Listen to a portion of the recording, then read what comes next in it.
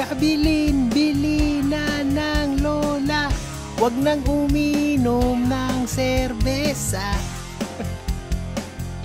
Na-feel nyo na ba na you're trying to live somebody else's life? You're trying to be somebody that you're not?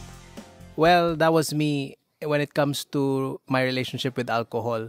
So for the longest time, I've been trying to be somebody, pero that story changed a couple of years ago. In the first part of this video, I'll tell you a bit about the background of the story, and then I'll tell you a little bit more about the quick financial math on what you're potentially looking at when you are drinking alcohol and when you're stopping alcohol. And then 4 quick lessons on what I learned after almost, or no, not almost, 2 years na talaga na walang inom ng alcohol. Kwento ko lang mabilis yung background, guys, baka makarelate kayo. So when I was younger, around mga 13 years old, I was introduced to alcohol. Parang ano naman siya, well-meaning naman siya na sa family ko dati, parang to introduce me para matuto ko paano, how to control myself when it comes to drinking alcohol and all that. And actually, it helped me a little bit. Pero nung pagka-college ko and a little bit later into college, parang naano talaga ako, nawala talaga ako sa control. And I became an alcoholic in a sense na parang everyday umiinom ako ganyan, tapos sarili ko lang, ako lang pala. So hindi pala ganun yun, hindi ko lang na-realize that time, pero medyo kargado din ako sa problema that time. Anyway, it was introduced to me because of a peer group, or not a peer group but a social group.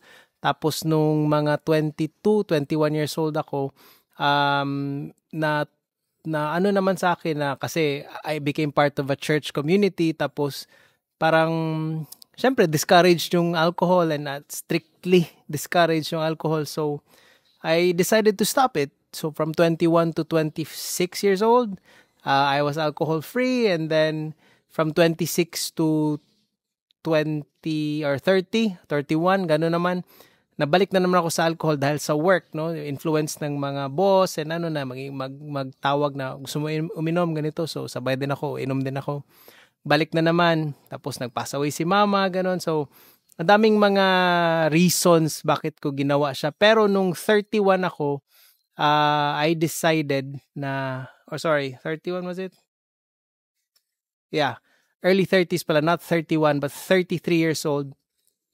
Without any pressure anymore, walang social circle, walang nagsabi na ganito or ganyan, walang nag-introduce sa akin.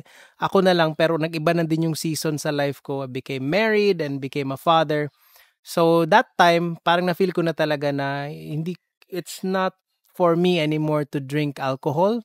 It's not for me anymore na hindi ko na siya gusto gawin, kumbaga. And it just came to me at that time kasi I felt like that was the right thing to do na.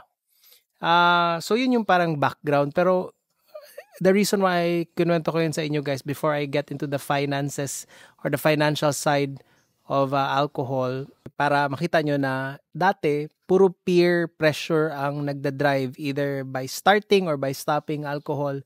It was always about my social group, my social circle, who's influencing me to do something. Pero when I became 33 years old, became a family man, I just decided on my own after all of my experiences na I will just want to stop. Now, what prompted me to stop? I'll tell you in this video.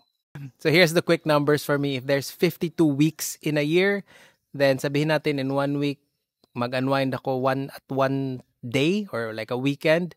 So that would mean usually about 500 to 1,000 pesos in expenses sa pagkain and sa alak and sa doon pa lang, no, 1,000 pesos. Tapos I think another 1,000 to 2,000. Sabihin na lang natin na 1,000 pesos in a day kasi I factor in the day that's lost, the productive day that's lost from trying to recover from a hangover. So yun yung pag-calculate ko sa math, and that's already around 2,000 pesos per week. So kung 52 weeks in a year, you're looking at around 100 to 110K in a year na you are potentially losing just to drinking alcohol or this one behavior.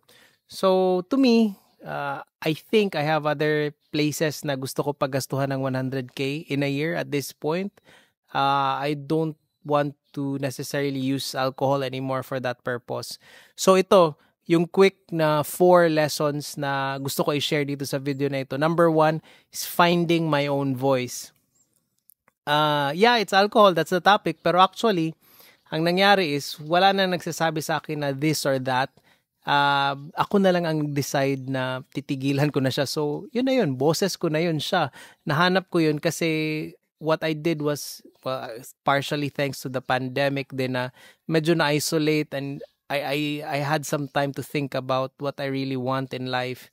And being a family man, marami iba-ibang factors. Pero yun talaga ang isang thing na na-realize ko dito is finding my own voice and making a choice regardless of whether people find it to be acceptable or not.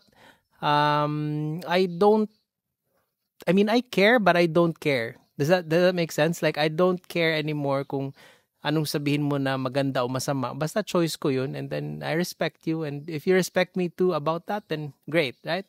So, it's really empowering to be able to find that. And then, syempre, you find that in other areas in your life as well, not just with drinking, choosing to drink or not to drink.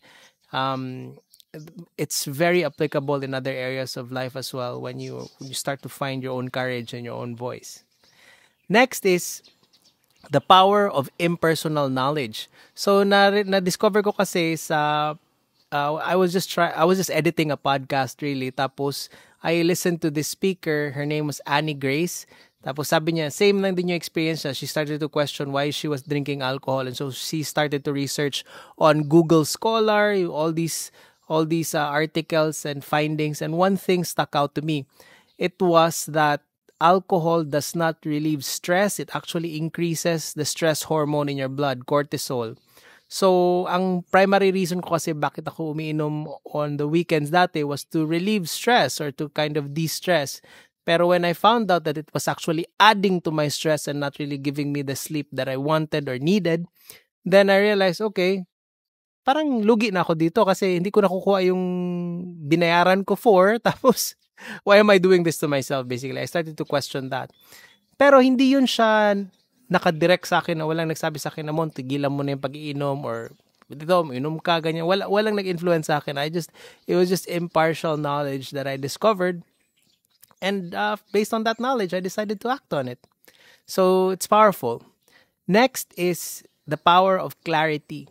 So after I had decided to get out of alcohol, parang syempre kasi may extra day na, tapos di na ako pumunta sa grocery just to buy alcohol and all that. So nabawas yun. Merong space na na-create sa aking life. And that space I used to kind of find clarity in terms of purpose and in direction, and then finding delight in the next stage in life. And what I discovered there really is the energy. No, I have this extra energy now. Where am I going to direct it?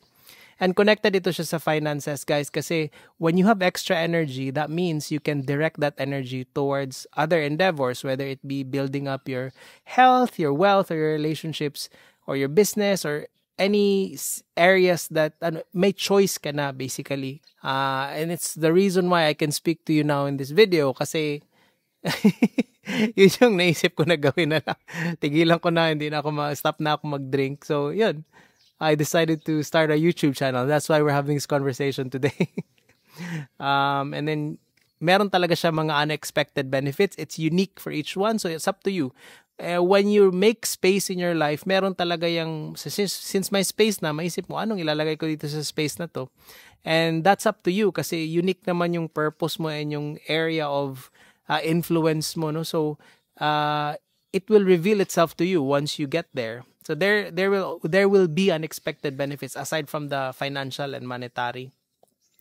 Really, it's not just about what I lost, which is the hangover and the expenses, but it's really what I gained.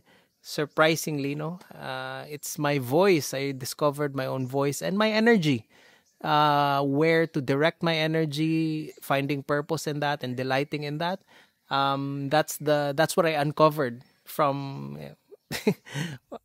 surprisingly from dropping alcohol. I'm not saying that it's gonna happen for everyone or anyone, but that's what happened for me.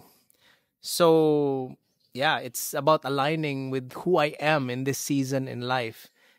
Being a dad, being a husband, and building a future, a new future. So if you've ever questioned whether alcohol is right for you, yeah, my encouragement is you take a step back and reflect. Think about is this really what I want for my life in the next 2, 3, 5 years? Kung the answer is yes, then by all means, that's your choice. That's your freedom. The answer is no, but you still have that pressure. Then I encourage you to also take courage and say, this is my life. This is my choice, and I'm gonna do what I think is right." So that's my encouragement. Um, if my story resonates with you guys, please hit the like button. And if you think you have topics that you want to talk with me about, just drop it in the comments. Subscribe for more personal stories like this, and let me know in the comments below. Remember, guys, your life is yours to shape, and every choice brings you closer to that desired future, that desired person that you want to be. So, see you in the next video.